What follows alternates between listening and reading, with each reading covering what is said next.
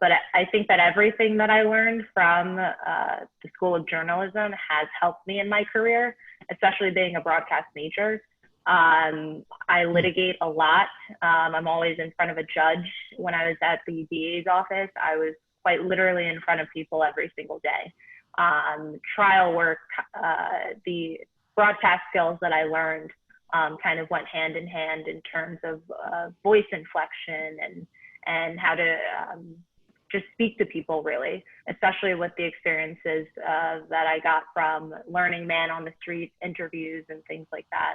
I pretty much just sold them on the fact that I know how to write. I know how to write on deadline. And even though the writing style is different, like Francesca said, for what I was doing, a lot of the stuff I learned was great because I was pretty much selling them on how I could get through copy and I could clearly and concisely communicate things. A lot of what I write is not meant to be wordy or verbose because they're basic oppositions or replies, and judges have to read them and they don't want to read a million pages. You know,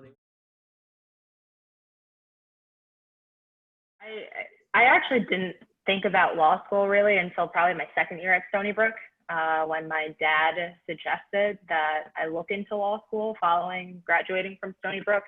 And I actually think that was a good suggestion, given the fact that I'd always wanted to be an advocate for people, always wanting to affect change. And I thought that, you know, journalism was obviously a good route for that in terms of telling people's story who, you know, otherwise wouldn't have a voice. And so when I went to law school, wasn't exactly sure what I wanted to practice and kind of fell into the criminal law track, which led me to the DA's office. As a date.